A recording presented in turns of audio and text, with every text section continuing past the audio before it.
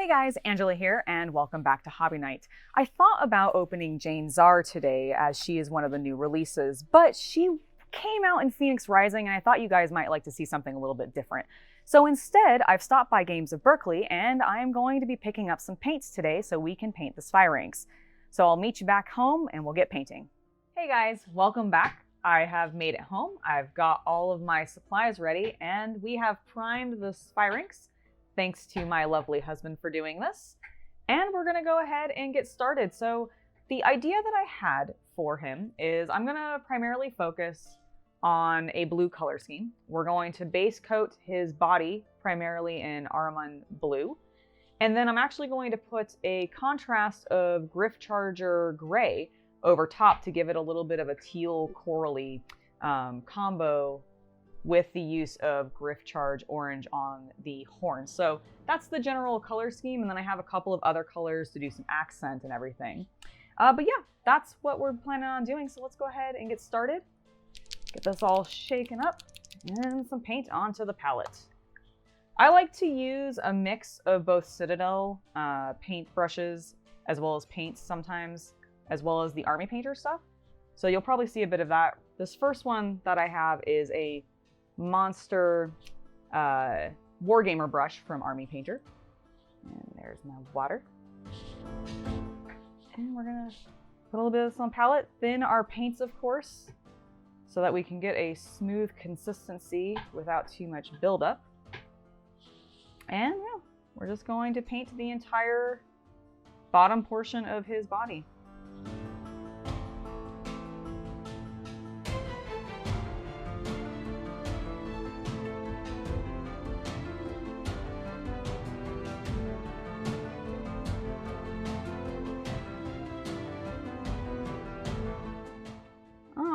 And so we've started to get the base coat on, and I think what I'm going to end up doing is a couple of wet blending techniques on this, primarily for some of these fur bits that hopefully are in focus, just so that I can get a little bit of the pale color tone bleeding into a dark tone, because I am going to also use ultramarine blue as part of the color scheme. I did actually a test of this, which I can actually show you because I think I have it nearby. Actually, I don't see it on my table anymore. But I did a test, and I really liked the effect that happened with seeing this paler blue beneath these slightly darker contrast colors.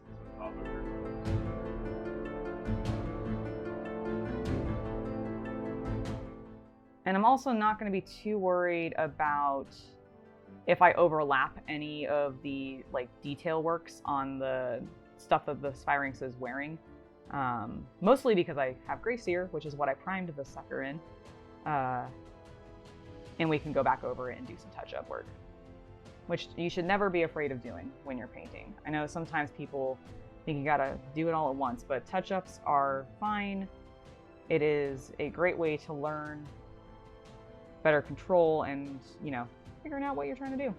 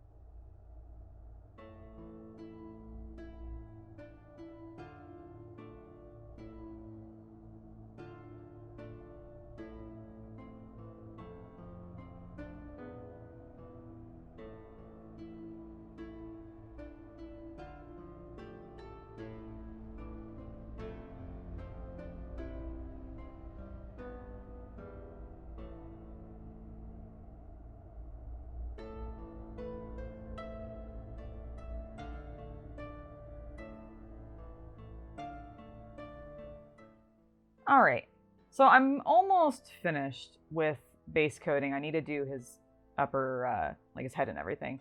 But I want to talk about the base that he's on for a second.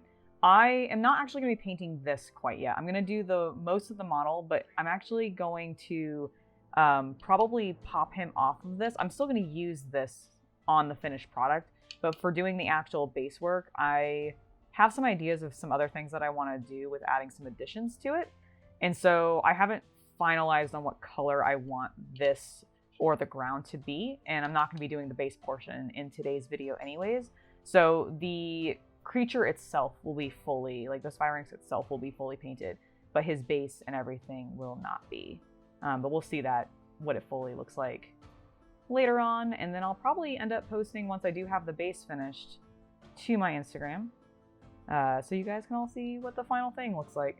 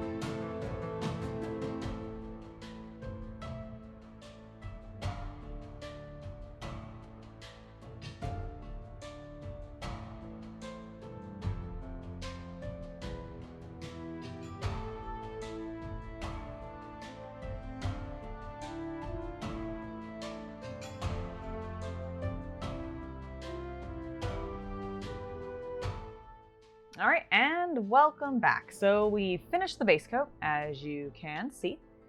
He's a little messy. There's a little bit of blue in a lot of different places, but that's okay. We are going to do cleanup later.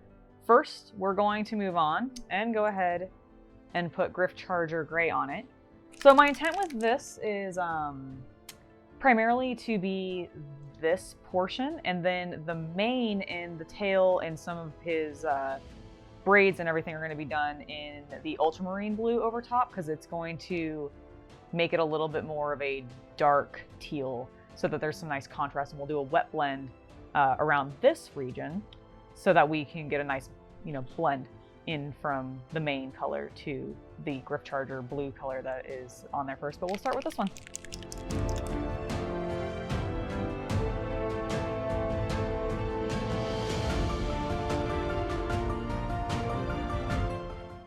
All right, so you can already see, even just from this first layer that I'm putting on, how it's sort of darkening and settling into the deeper recesses of this mini and already giving me the effect that I wanted.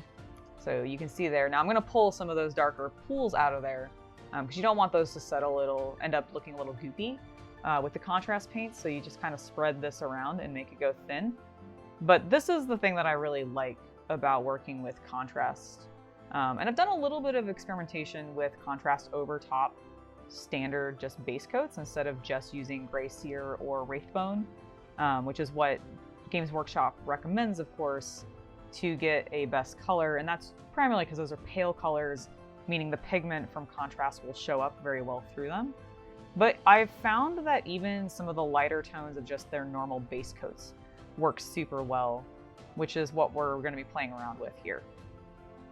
And I'm very much looking forward to it, because honestly, it's my favorite way to paint.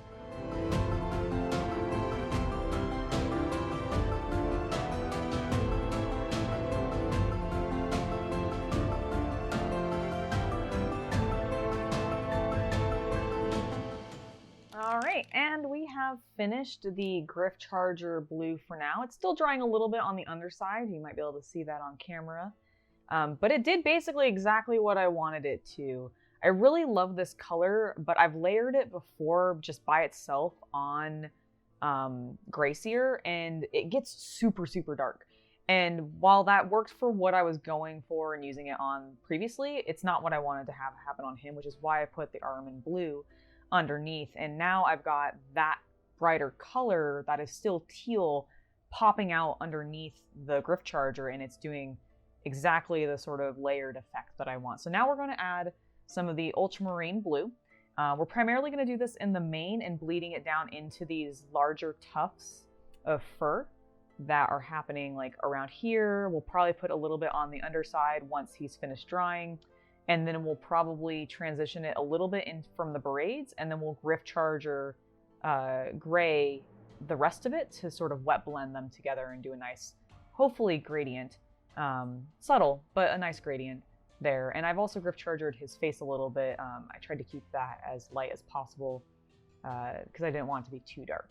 But yeah, that's what we're gonna do now.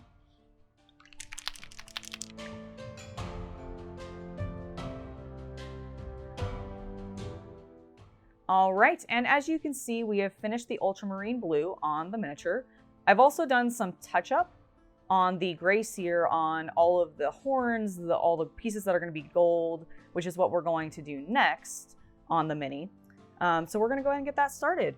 I chose to do Gehenna's gold, which is a new pot that I've picked up, so this will be brand new opening. There we go. So that's what we're using. It's a nice medium gold. I thought it would add a nice brightness to the miniature. And we're gonna go ahead and do some detail work.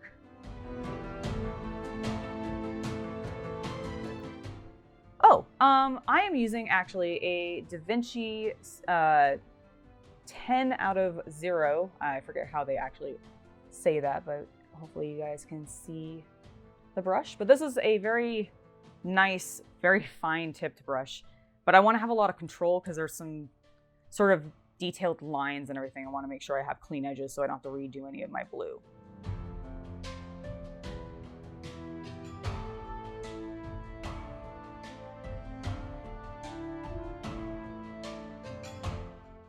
All right, so as you can see, I've got the gold done.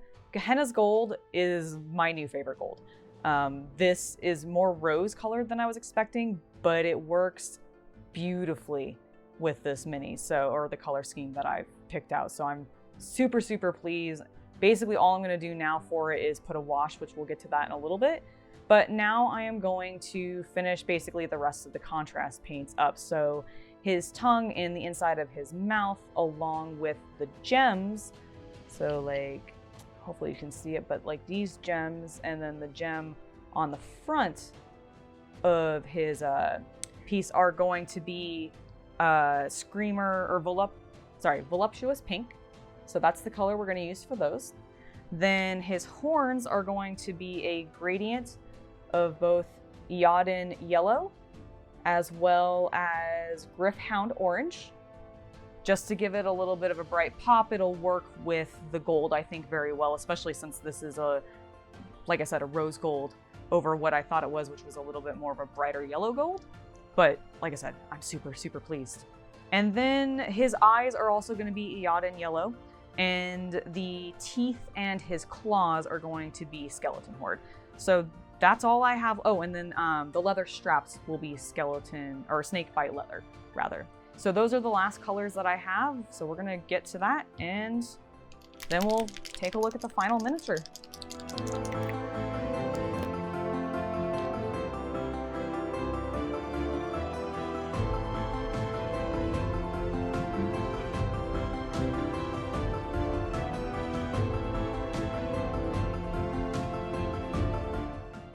All right, so we're back, and I'm basically finished with the exception of needing to put a shade on the gold to give it a little bit more depth. I'm actually going to use, and I don't even know if this paint is actually available anymore, but I have a Carroburg Crimson, which is a ancient pot, but it is a shade, so it still actually functions fine, and we're gonna use this on the gold, and then we'll take a look at what it all looks like finished.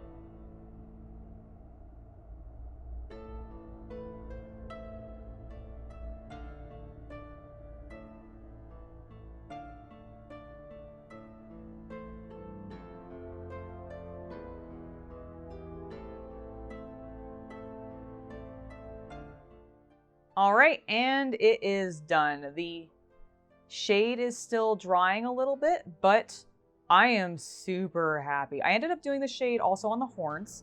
It darkened the orange a little bit, and it gave it a little bit more of the gradient that I was hoping to get from it. But yeah, I am so very happy with how this came out. Other than some of the detail work, like the straps and some of the gems and his eyes being a little tedious for cleanup in regards to getting them clean after having done all the blue. Otherwise, this went very smoothly, and it was super fun to paint. If you guys have any questions about any colors that I used that I didn't go over, or any of the brushes that I maybe missed talking about, please feel free to put that down in the comments, and I will be sure to respond.